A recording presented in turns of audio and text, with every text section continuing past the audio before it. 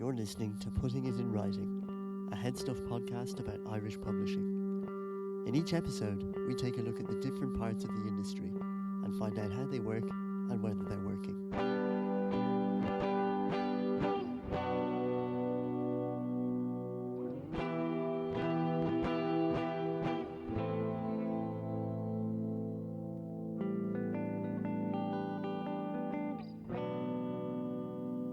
At the turn of the 20th century, just prior to the inception of the Irish state, ideas of Ireland and Irishness were partially influenced by the desire to revive.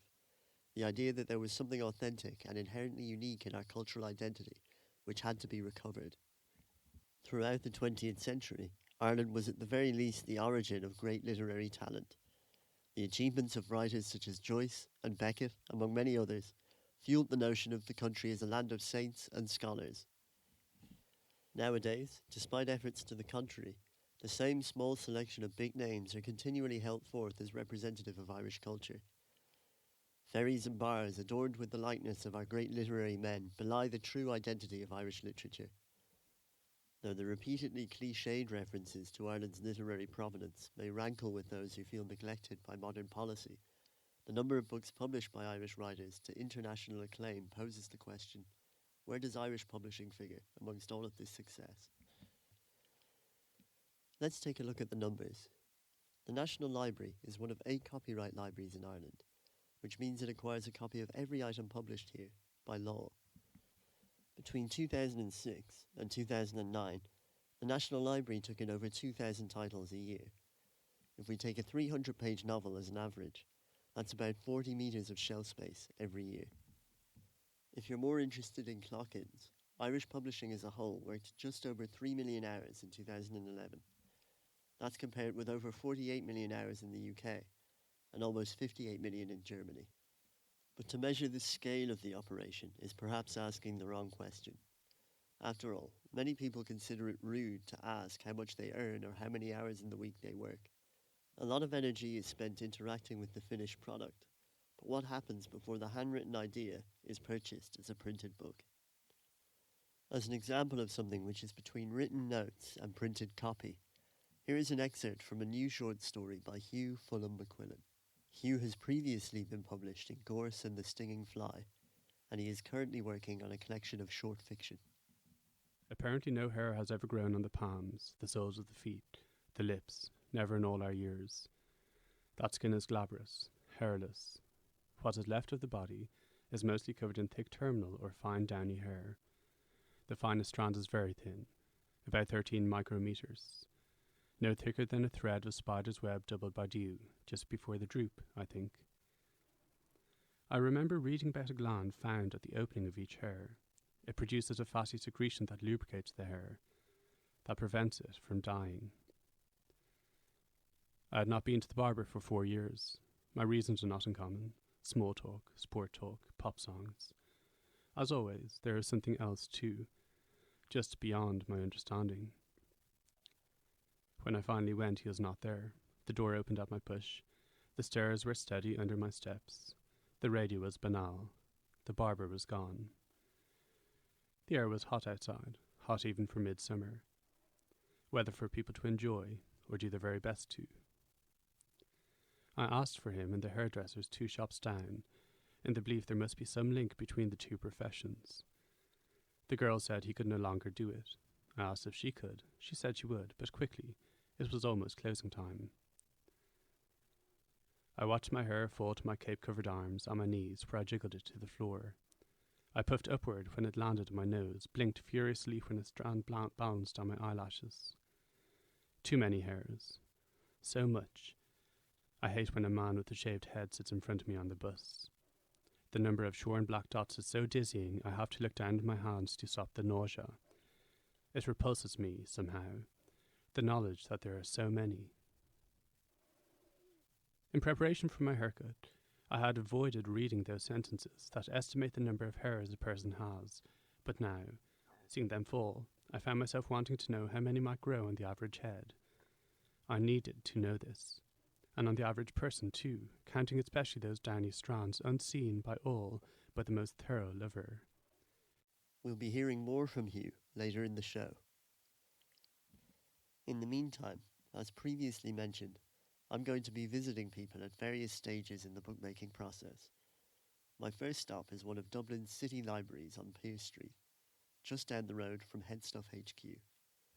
The library is an attractive Georgian building with renovations on the inside, including a large modern extension. First, I asked the staff working front of house, so to speak, to introduce themselves.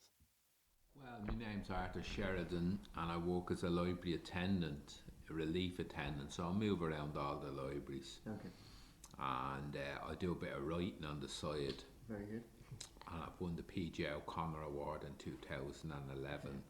So I've had some success at the writing in a small way. And I'd mostly read permaculture books. That's a type of gardening. I'm the librarian in the branch in Pearse Street. Pearse Street has a few services, and there's also people working behind the scenes in UNESCO City Literature Office and the Literary Ward Office. But I'm in the branch library downstairs.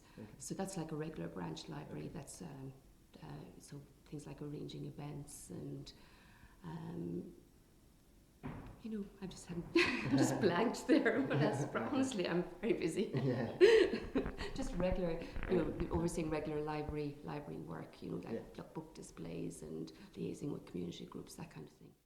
Yes, well, I'm a library assistant with Dublin City Public Libraries, and currently I'm on the relief panel, which means I go from library to library as required, to cover leave and so on. There are a variety of different roles within the library, with some leading a more nomadic working life than others. Some, however, have had their eye on the library from a very young age. I've always wanted to be a librarian since I was a little girl. I wanted to be. No, actually, I was just thinking about that recently. I wanted to be a secret agent when I was young, but I was seduced by the glamour of the public library system. Okay, of course, yeah. There were also those working in other departments, fulfilling the other services the library provides.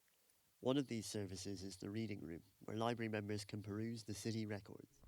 I work in the reading room in Pearse Street, which is basically the public end of the Dublin and Irish collection of books and the city archives.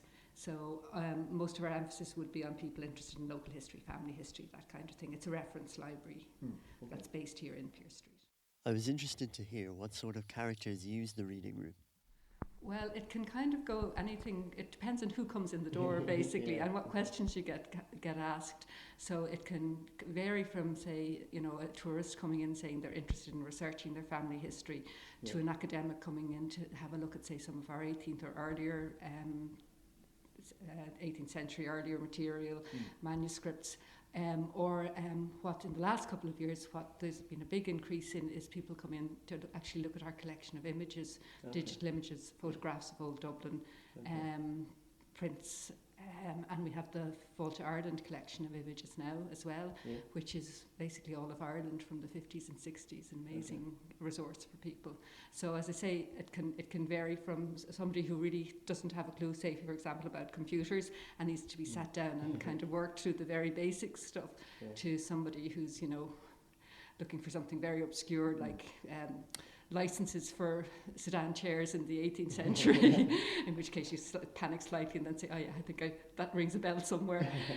So there's great variety really in everyday's work. The library also houses another office, concerned with initiatives which extend outside of its traditional remit. I was lucky enough to find out about the UNESCO City of Literature. My name is Jackie Lynham and I work in Dublin City Libraries and I'm in the UNESCO City of Literature office. So we organise events to promote Dublin as a city of literature, and part of that is that we organise the One City One Book Festival. So that's been taking place for the last 11 years, and we pick a book each month that has a connection with the city, either through the author or the theme of the book. Last year's choice was Fallen by Leah Mills. It was also the first year events were held in two cities, as two coachloads of Dubliners, including Mills and the Lord Mayor, travelled to Belfast. Jackie also filled me in on the Dublin Literary Award. I'm not sure if you're aware of the Dublin Literary Award, which is actually administered by the libraries here as well. So it was formerly known as the IMPAC, and it's the highest prize money in the world for a prize. The prize is awarded each June and is worth €100,000, making it the most valuable literary prize in the world. You may be pleased to hear, however, that not all the events are glamorous awards ceremonies. That kind of thing, or Yeah, so it will be events organising Yes. mostly. So Okay. as well as the One City One Book, we also have a citywide read initiative for children. Okay. So I would be the person that would primarily organise that. Okay. So that happens every year from January to March. Okay. And it's sort of like a One City One Book for children, in that we Yeah, pick a okay. particular book, and it runs over a 2-month period where we encourage as many children as possible to read that book. Yeah. So we Okay. tie that in with the branch libraries in Dublin City and okay. also the Yeah. homeschool liaison teachers. Okay. So this year we did a lovely book called The Book of Learning by Elizabeth Murray, Okay. and it was her first novel, and it was a great success. So Elizabeth was up, she's from West Cork, Yeah. but she came up to Dublin and did loads of events in the libraries and got to meet loads of children. Yeah. And we also tied that in with, we're very lucky that we have good relationships with other organisations. Yeah. So the National Library, the book, some of the scenes in the book were set in the National Library. Okay. So yeah, Yeah, so we had the okay. launch of the initiative there, and we also had a lovely event there where children were led up into the reading room, Yeah. which is okay. not normally Yeah, accessible to yeah. children.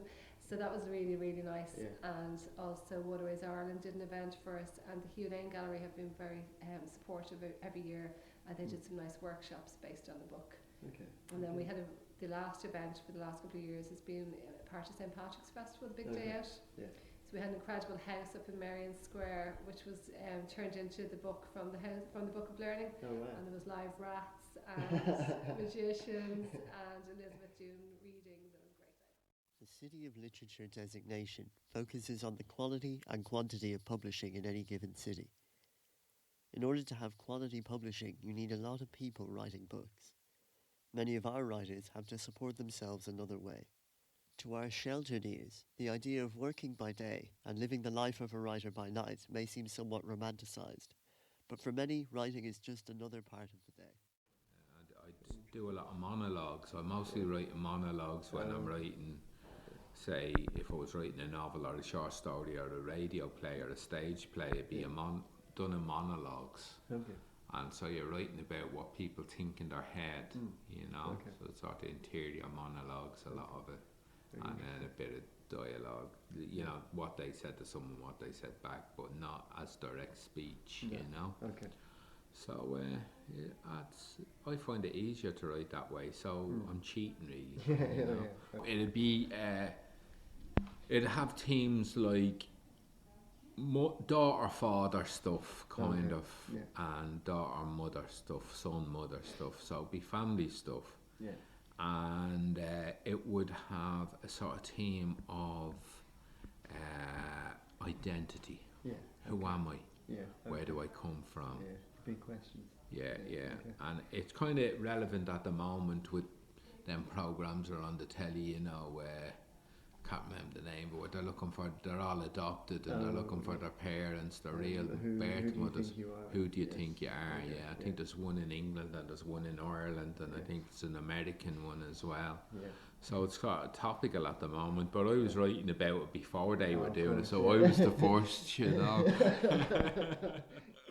If his themes are anything to go by, it seems Arthur has used the reading room at least once. Less mysterious is his interest in permaculture. It's sort of self-sufficiency and stuff like that. Okay, right. And that was invented by Bill Mollison in Australia in the early 70s. Okay. And it's a sort of lazy man's garden, really. It's, there's a lot of sort of agroforestry in it, tree agriculture, where you grow things on trees so you don't have to plant it every year. You just plant it once, and every year it comes up, and you just have to pick it. Yeah. So I kind of fancy that, you know. Yeah, that's good. The library may well be a source of information in printed books, but there is also a wealth of insights and opinions on offer in the form of conversation, as I found out. I mostly read fiction. Currently I'm reading a book by Dorothy Whipple, who was an English novelist in the 1930s and 40s. And recently her books have been reissued by great publishing house Persephone Books, which specialises in bringing people back into print, particularly women writers of times of yore. It's a sort of a period book, sort of big house type of thing. actually a member of Ricochet, has a book. Do you know Ricochet, the presenter? Yeah. So he has a fantastic online book club that he does through a Facebook page. Yeah. And I joined it last year, and it's brilliant actually for introducing me to books that I mightn't have, you know, either heard about or maybe heard about but mightn't have read. Yeah. Okay. So he picked Fallen as well for this month for his choice, but I've been reading quite a few of his other choices throughout the year. Okay. At the moment, well, I mainly read fiction. For if I'm going to read a book from the beginning to the end, it nearly always has to have a story. Yes. There are non-fiction writers that I dip in and out of, mostly essay writers. Yes. Okay. But it's mainly fiction, and I go through phases of where I read, and that's been a phase now for about the last 6 months where I read nothing but thrillers, because thrillers are kind of my escape, easy reading. And I was trying to think what they have in common. I know the writers I like. Yeah. And when I read the back of a new writer, I kind of know whether I'm going to like it or not. Yeah, okay. So I tend to like psychological suspense it's mainly about character. Okay. People like Sophie Hannah. I've just finished The Narrow Bed. It's her new one. Okay. I don't know if you've read any of hers, but she has there's two detectives somewhere around the Lake District or somewhere in England, and but they're not the main characters. Each book there's the main character is somebody who's involved in that mystery, and those two detectives, Charlie Zaylor and Simon Waterhouse, I think they're married. They're both very dysfunctional in different ways. Yeah. What I was actually reading before I came up was the first episode of Breaking Bad. Oh, okay, very good. The script one. The script, yeah. So I read scripts and stuff like that, you know. Yeah. And I'm doing a course in film base in TV writing at the moment. Oh, very good. Okay. So that the script is part of that course. So going through the program bit by bit and seeing the structure of it and how it was put together and all that, you know. So it's quite good actually, the script, you know. It's very, very well written, you know. Very interesting. I guess you'd hope so, wouldn't you? Non-fiction, maybe more. Maybe I quite like humorists. David Sedaris. Have you read David Sedaris? I can highly recommend him. When you're engulfed by flames, I'm reading those essays at the moment. Yeah.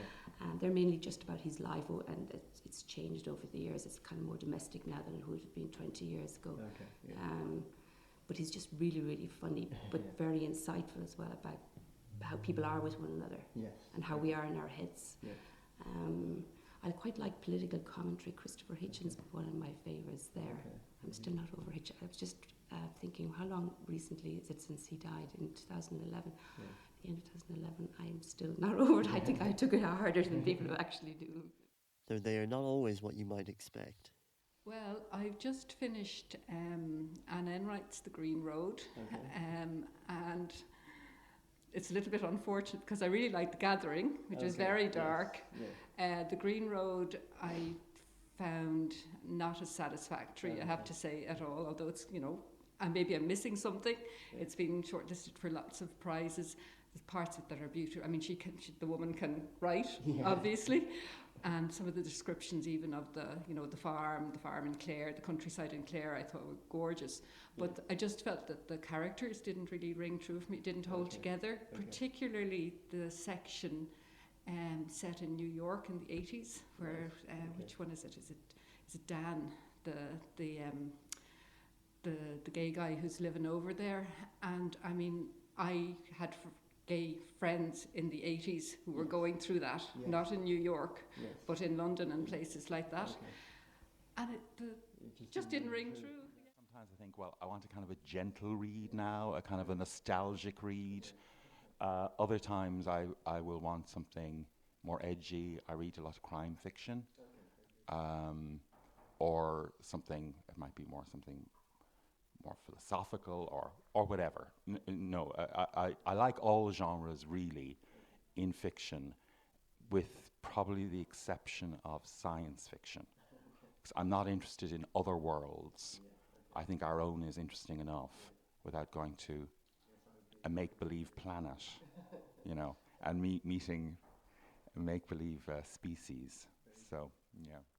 I'm always looking for new authors, because what I'm finding is because I was getting older and I've been reading such a long time, that I can get very excited about an author that I've really liked, and then I read something. Yeah. There's a breed as well, like the Ian McEwans and the Sebastian Fox that I used to love, Yes. and now I Okay. think they've either got lazy or Yeah, I've just okay. not You're just not into it relating anymore. it to it anymore. Mm. But that's why. But I'm I still have my own favourites. If there's a Margaret Atwood out there, Yeah. I'll read it. Okay. And even if she's terribly dark, and the last one was just fairly vicious. Okay. But she's just such a brilliant Yeah. writer, and she doesn't pull her punches. No. You know what she thinks she says. As one might expect, there was significant interest in Irish writing. Just a book that I'd recommend if you haven't read before. It's a Okay. book by a lady called Sarah Bown. She's an Irish author. Yeah. And you've probably come Recently across it. won the- She's won a couple of prizes, and it's called Spill, Simmer, Falter, Wither. Yeah. And it's probably the best book I've read in years. I just absolutely loved it. It was the only book I think that I've actually stopped and started to read passages out loud because I didn't Okay. want to miss a word in it. And so that'd be my recommendation to people if they haven't read it already. And then I read one of the shortlisted ones from the next year. I think it was the next year, and it was Donal Ryan's The Spinning Heart. Okay. Now that's really interesting for me because he writes in the same style as I write Okay. in. Yeah. Plus, it was a monologue novel. It's Okay. about 21 monologues based on the same subject Okay. at different periods in time, Yeah. going on the subject. Yeah. So I read that twice. I thought Yeah. that was fantastic. I really liked it, and I don't read much, Okay. Yeah. or I haven't. Yeah. Like I've worked in different parts of the council, and Yeah. since I came into libraries, I've read more books than I ever read my whole life before. You know. But yet again, there were differing opinions. I don't actually read a whole lot of Irish Okay, writers, yeah. mainly because in that case they're really depressing. but and that's why it's great when you read somebody like a Kevin Barry, who's also depressing but has a kind of a liveliness or a kind of a virtuosity about it that it isn't like Colm Tulleen, who just puts word after word and describes somebody tying up a parcel to somebody else, and you say, why am I reading this? Or I really like Paul Murray as well. Yeah. I really enjoyed Skippy Dies. So it was just because it's different. Soon it was time to say goodbye. My next stop was one of Dublin's other 19 city libraries. My journey took me across town to Cabra, where there is a newer, larger complex. I was greeted by Mark French Mullen, who explained the greater size of Cabra Library is down to the fact that it handles distribution to most of the other libraries in Dublin. It is also mostly subterranean. And actually, interestingly enough, a lot of that process happens in this building as well. Oh, really? Okay. Yeah. So in this building we have some librarians whose job is basically to order the new stock. Yes. And so they're doing that in a number of ways, and one of the very important ways is in response to requests that we get from the public for specific titles Okay. and new titles coming out, Yes. but also kind of titles that have maybe been out for a long time Yes. and that we don't have a copy of, and somebody, there could be new interest in an area of whatever, health or Yes. history or whatever, and people start requesting books which maybe hadn't been in print before, Yes. or Okay. That kind of thing. and so we sort of kind of restock or restock that area of interest, or, Yes. or whatever, Okay. or an author. Okay. But also then they would obviously be looking at the newly published materials Yes. and lists of materials that are going to be published in Yeah, the near future. Okay. And those orders then would be made up, sent to our suppliers, Okay. because we have Yeah. contracted suppliers Okay. for the different materials and Okay. genre types.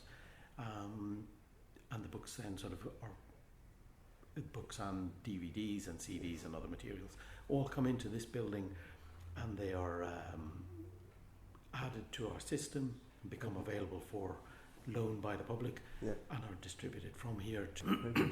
so like sort of the boxes of new books Yeah. go to the branches from this building. For anyone who thinks book distribution sounds boring, Do you remember earlier in the show when Jackie Nynham explained about the Dublin Literary Award? Well, the announcement of the winner is only the beginning of the drama.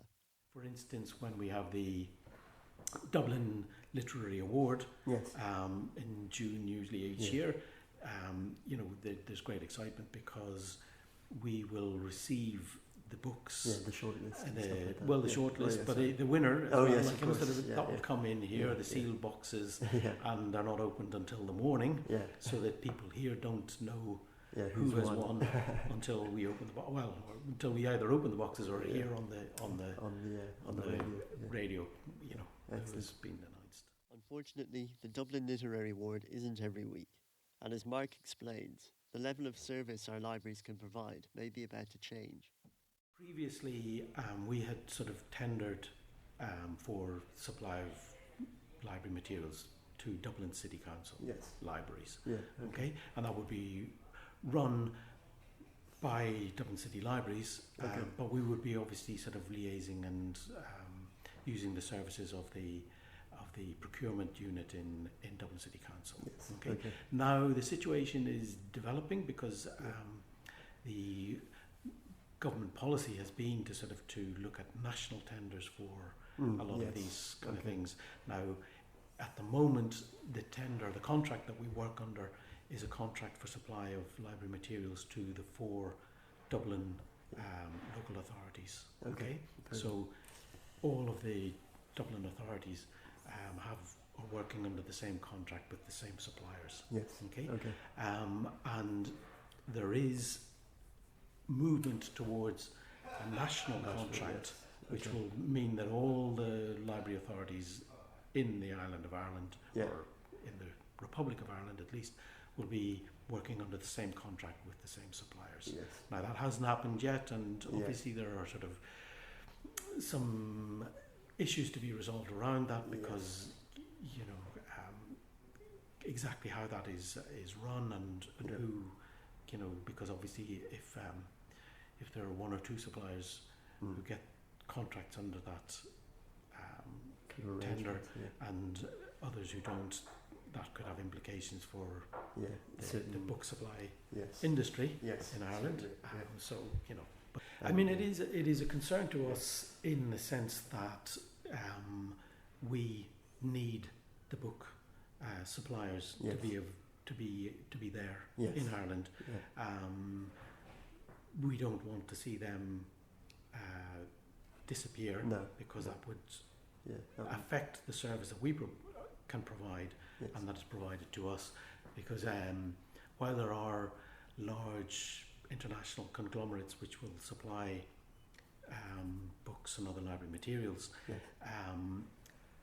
there is the very specialist knowledge of the Irish market, which is not the same as the English market or the American market and so on. And also there is the very important part of the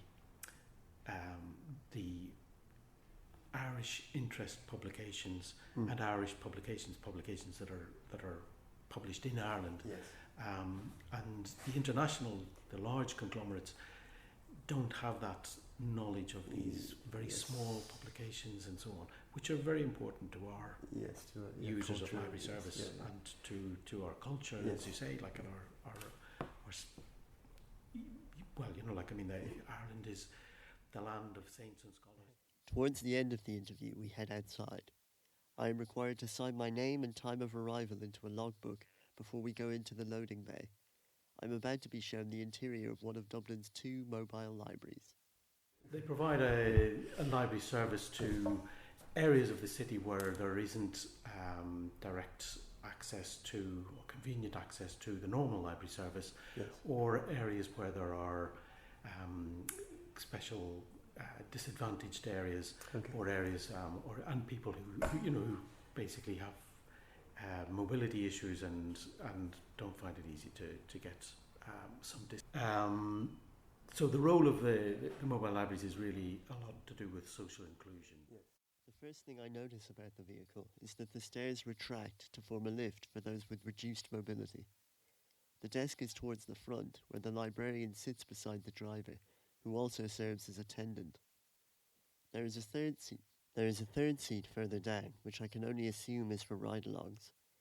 This doesn't seem like it would be allowed though, and my suspicions are confirmed when I ask Mark. Many of the shelves spin in order to make more effective use of the space. There is also other media available, such as audiobooks in the children's section. Mark points out that adults also like to listen to audiobooks during their commute. We service two areas of the city where there's difficulty accessing normal library services, and some examples of that might be Trimna, which is a large area where there's not a direct access to library services. Yes. The East Wall, which, just because it's slightly enclosed and so on, so it becomes a sort of a separate entity. And Darndale, which again, is just an area where it's just a little bit further away from the nearest library and tends to be self-contained and so on. Okay. Very good. And often these areas coincide with areas of social disadvantage or, other issues like that. Issues like that. It has been going for a long time. And indeed, it has changed because the library that we're in at the moment, the building that we're in at the moment, provides a library service to Cabra, which for many, many years had no library service and was a very large area of the city that had no library, or a very small library in Phibsborough, perhaps. And now there's the newest library in Dublin City Council area is Cabra Library, and it provides obviously a service to the area here, and that means that they don't generally require a mobile library service in this area. So as developments happen, the service changes, but there are still large areas because Dublin City is kind of a large, dispersed kind of area of population, and so it's difficult to provide physical permanent libraries in every accessible area. To every area. So there is still a role for the library service, but it has been. Indeed, it seems there are few places the mobile libraries will not go. The other another aspect of the mobile library service, or linked to it, is the housebound service. Yes. Okay. So the same staff run that, and for that service we use a smaller vehicle. We have a smaller kind of normal sized van, which a librarian would go out with a driver, and that provides a service to individuals in their homes who, for mobility reasons or whatever, cannot access a normal library service. And they also visit institutions like nursing homes or sheltered housing complexes to provide a library service. So they would sort of bring to individuals a selection of books or books on tape or MP3. Usually they would sort of take into account what they know of that individual and their tastes. So they might just bring items from a particular genre of literature or whatever, or area of interest of that person, or they will also sort of kind of bring specifically requested titles to that person.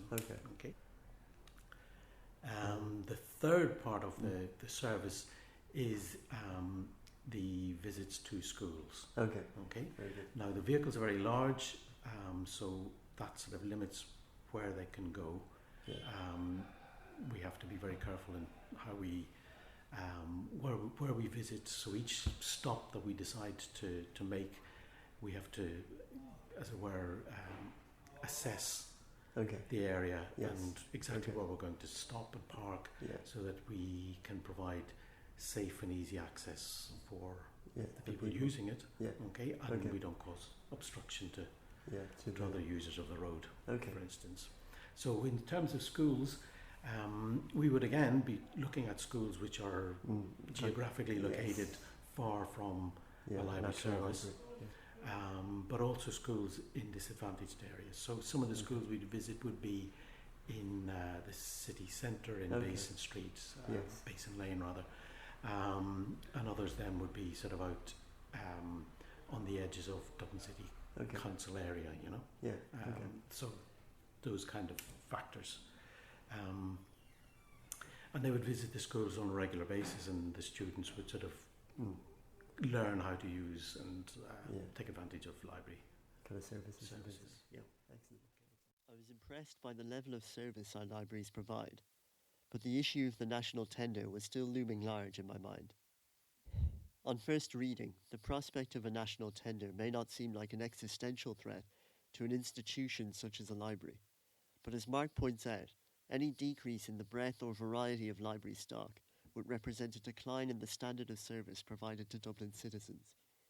As we have found out, much of the library's day-to-day existence revolves around comprehensive access to resources for anyone who may happen to want them. On that optimistic note, I made my way back into town. Still ringing in my ears, however, were the parting shots of the librarians in Pearse Street. Well, just a bit about the libraries. They're a great service. Yes, okay. They don't just do On books, that merry they note, do the I made my way internet, back into town. they do DVDs. Yes. I think there's over 3,000 DVDs in Ballymun Library alone. That's just one library. Yeah. So they do talking books. So if you don't want to read a book, if your eyes get tired or whatever, you can just stick one in your DVD player, or some of them have little things like iPods. I can't remember what they're called. With the earphones. The whole thing is in the box. You just pick it up, turn it on, put it in your ears, and listen to the book. And there's events on in all the libraries. We have a big 1916 event. We have music, we have poetry, we have all sorts of things happening. So use your library, it's free, you know. Yes, thank you. There is a parting shot, and because I think my main kind of interest in reading, in a sense, is to access people who have been forgotten, and I think there's so many wonderful writers who've been forgotten. Same with films, which is a big interest of mine, particularly old Hollywood films, theatre, so on, because, Shakespeare looked after himself, and Beckett, and so on, and Joyce. Not that these people aren't interesting, of course, but my special interest is in the forgotten voice. And I'd urge people to browse more thoroughly and seek out some of those unsung heroes and heroines. Thank you very much.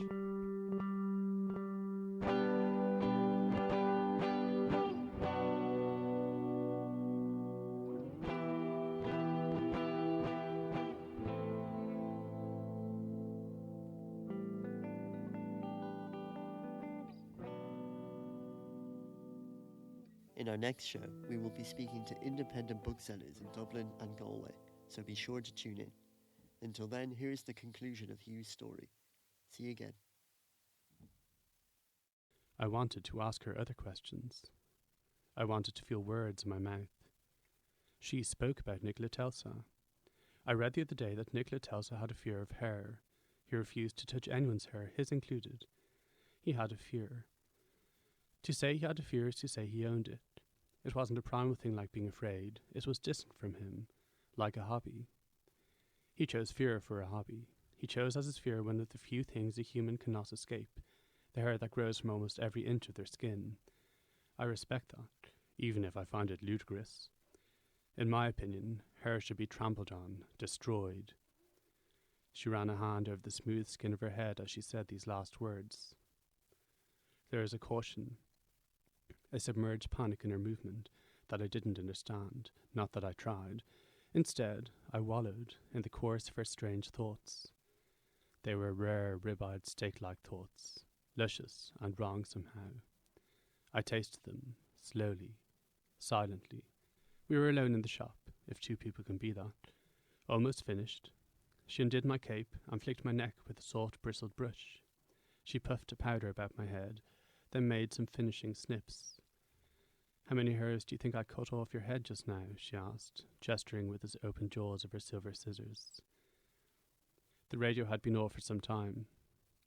I looked down at the scattered black strands that minutes ago had grown from my head. I glanced around. The row of empty chairs beside me looked like each should be surrounded by clear perspex walls, straps on each arm.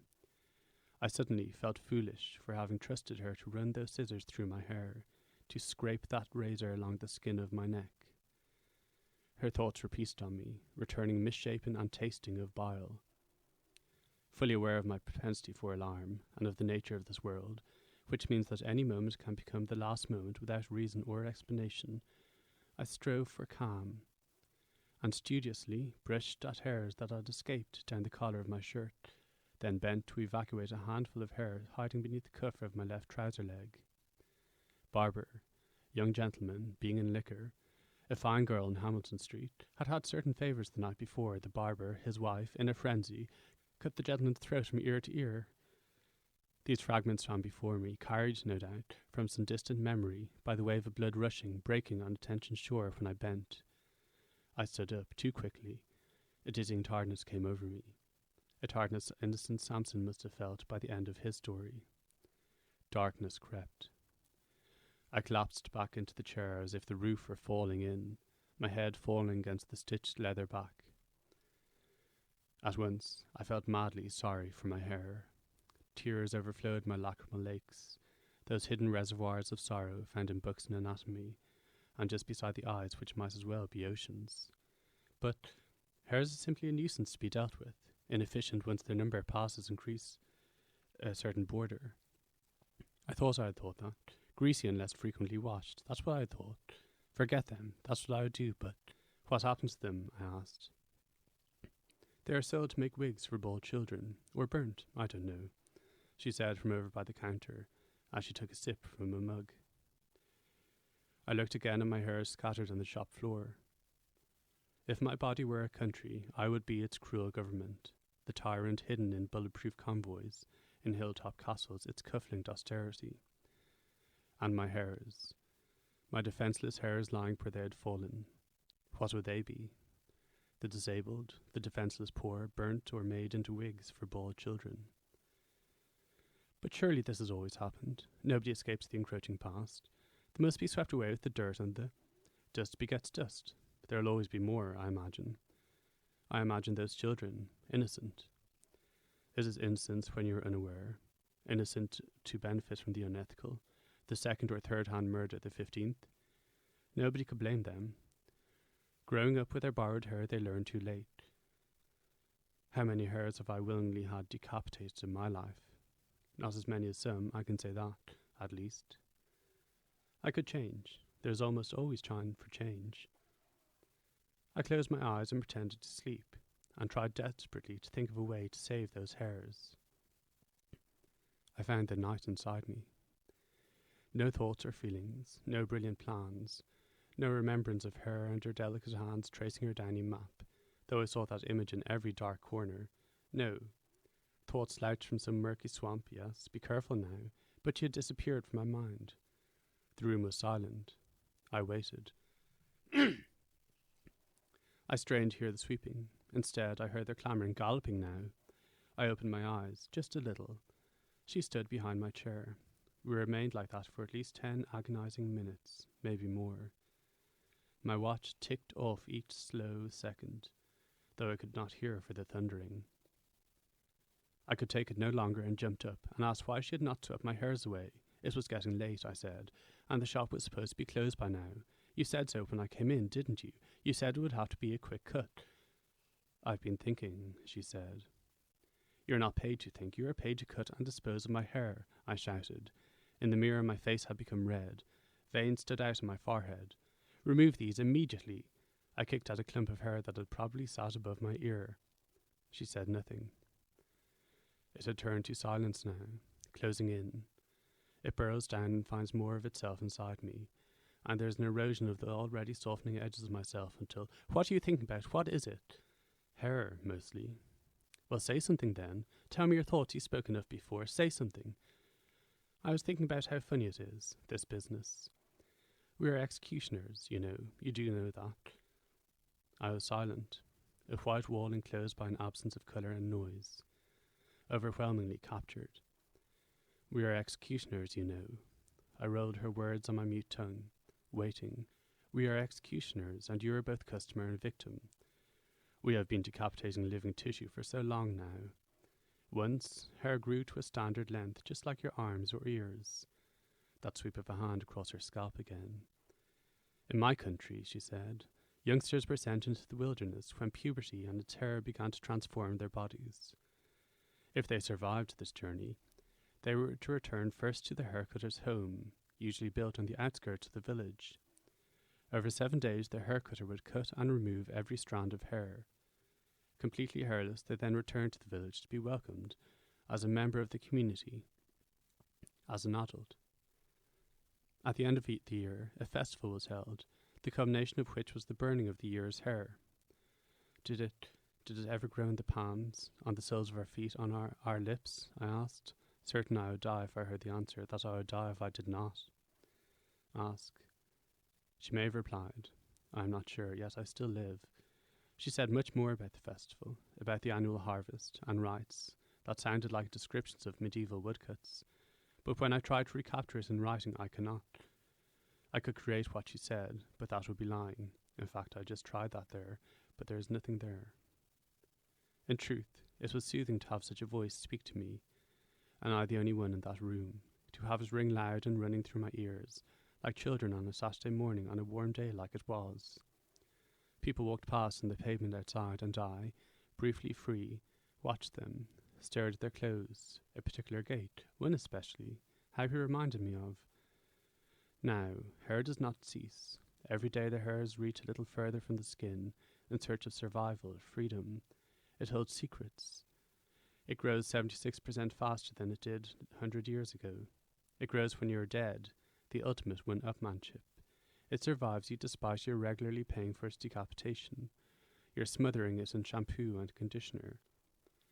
She took a long bristled sweeping brush from her far corner and slinked toward me, trailing it across the floor behind her. Now you understand, she said. I understood less than ever. Gathered money, enough to include a tip, probably far too much, dropped it on the counter and ran out into the evening air. Even outside I could hear the long passes of the sweeping brush, the shushing and the pushing, and the silent, dead hair. Passing by the window of the butcher shop, my face looked different, lighter.